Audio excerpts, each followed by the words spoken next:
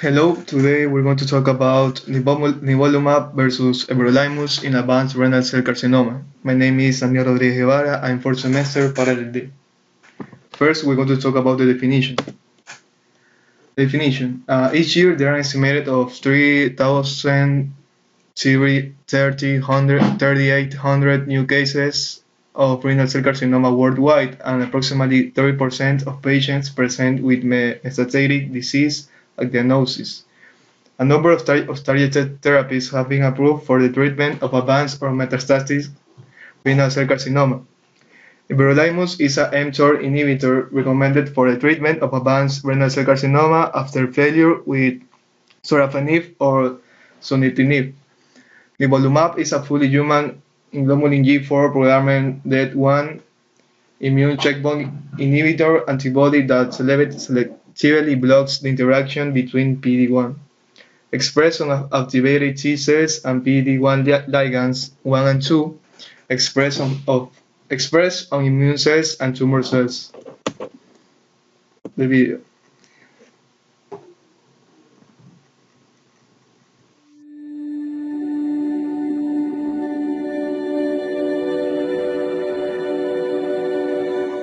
Renal cell carcinoma is the most common type of kidney cancer in adults. It accounts for approximately 3% of adult cancers, and the incidence has risen steadily by about 2 to 4% each year in the past few decades. It is effectively a collection of different types of tumors, each derived from the various parts of the kidney cell and displaying salient genetic characteristics, histological features, and, to some extent, clinical picture. When it metastasizes, it has the tendency to spread to the lymph nodes, lungs, liver, adrenal glands, brain, or bones. While the exact cause of renal cell carcinoma is unknown, there are risk factors that increase the chance of developing it, such as smoking, high blood pressure, family history of kidney cancer, and obesity. The chance of developing renal cell carcinoma increases with the age, and males have double the chance of having it compared to females.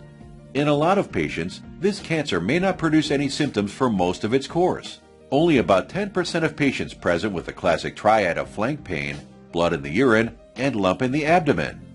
Other signs and symptoms may include unexplained weight loss, fever, night sweats, weakness, fatigue, nausea, and high blood pressure. Renal cell carcinoma is associated with a number of paraneoplastic syndromes, which are conditions caused by either the tumor hormones produced by the tumor or by the body's attack on the tumor.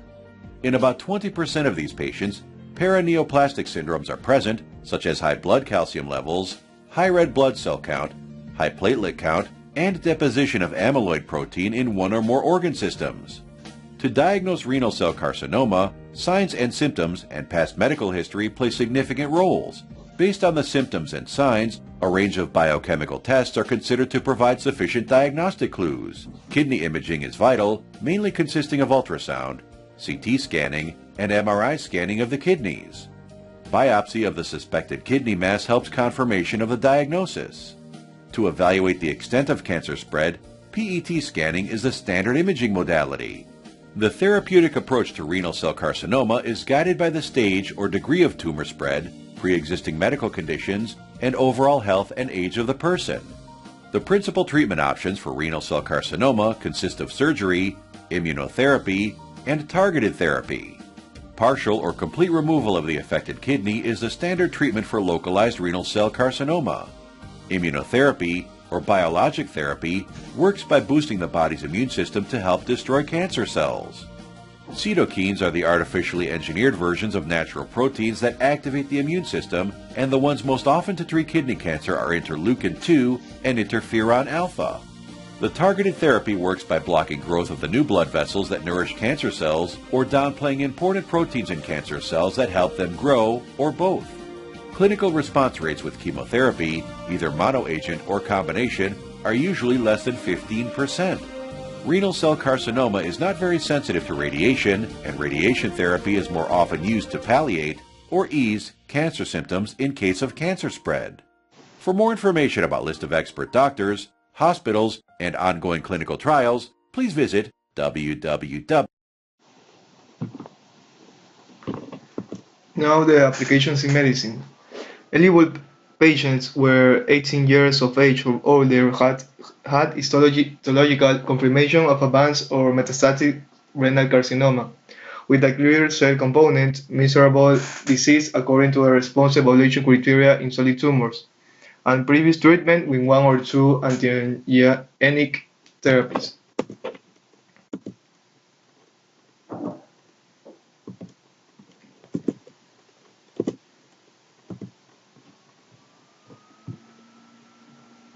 Opdivo is a new, groundbreaking immunotherapy cancer treatment that stimulates the immune system to fight cancer. Opdivo is approved for the treatment of locally advanced or metastatic lung, melanoma, and kidney cancers, and is being studied for many other cancer types. Opdivo is the trade name. Its generic name is Nivolumad. Opdivo is made by Bristol Myers Squibb. Opdivo is a new type of cancer treatment called immunotherapy. Basically, it activates the immune system from being dormant. Our immune systems are dormant until there is a need to fight foreign bodies, like an infection. Because cancer hides from the immune system, it doesn't know it needs to go to work. Opdivo is an antibody that binds to the protein called PD-1 on T cells that live in our immune system. T cells are like a car ignition that gets the immune system off and running. This stimulates the immune system to find and kill cancer cells. Opdivo is given intravenously on one day every 2 to 3 weeks in cases of advanced or metastatic cancer, but not in early stages of cancer at this time. Opdivo is used for the treatment of lung, melanoma, and kidney cancers. In lung cancer, Opdivo is used in advanced or metastatic clear cell kidney cancer that has worsened after previous treatment. Opdivo helps people live longer without the cancer growing, and live longer overall than if they did not take Opdivo or took other cancer medicines instead. Some common side effects that I see in my patients taking Opdivo are feeling tired, pain in muscles, bones, and joints, loss of appetite, nausea, cough, constipation, shortness of breath, diarrhea, or rash. Some rare but serious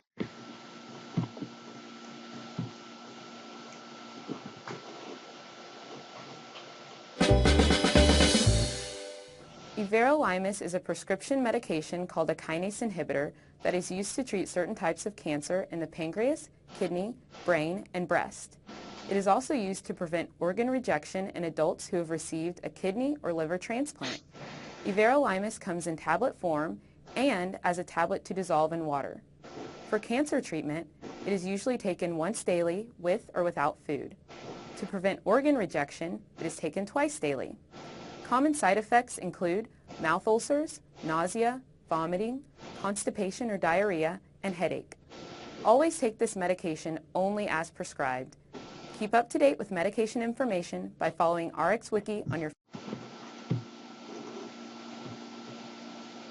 Now, pros and cons. The median range duration of treatment was 5.5 months with nivolumab and 3.7 months with everolimus. In total, patients, 51% of them had dose delays with nivolumab, and patients, 66% has had those delays, including interruptions with everolimus. Any grade treatment-related adverse events occurred in the 79% and 88% each of patients treated with nivolumab and everolimus, respectively. The most common treatment-related adverse events were fatigue, nausea, and pruritus. Some of the more severe are fatigue, stomatitis, and anemia.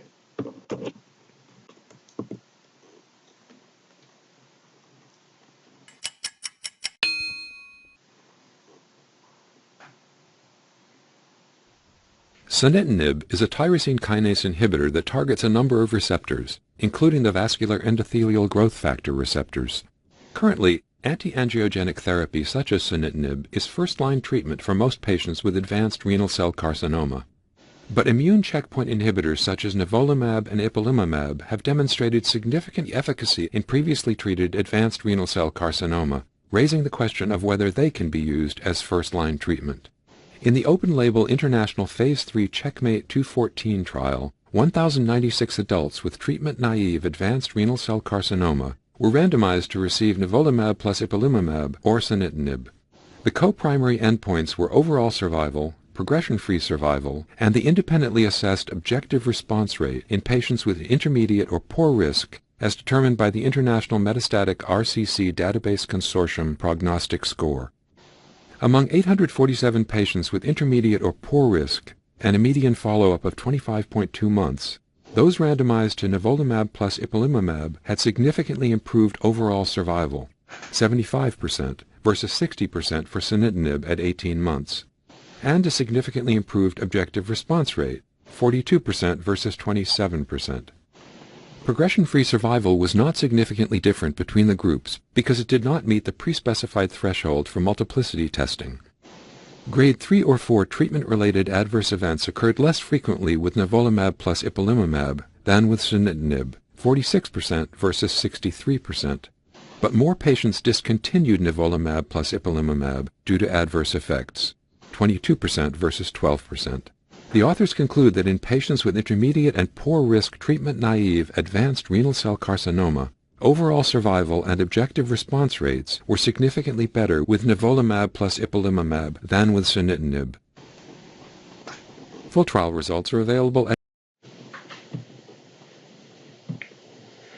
Issue applied in Ecuador. The vast majority of patients in Ecuador are older people, so the efficacy of the everolimus and nivolumab depends on the comorbidities and the patients have, so that the interactions between treatments of such comorbidities doesn't come to be burdened.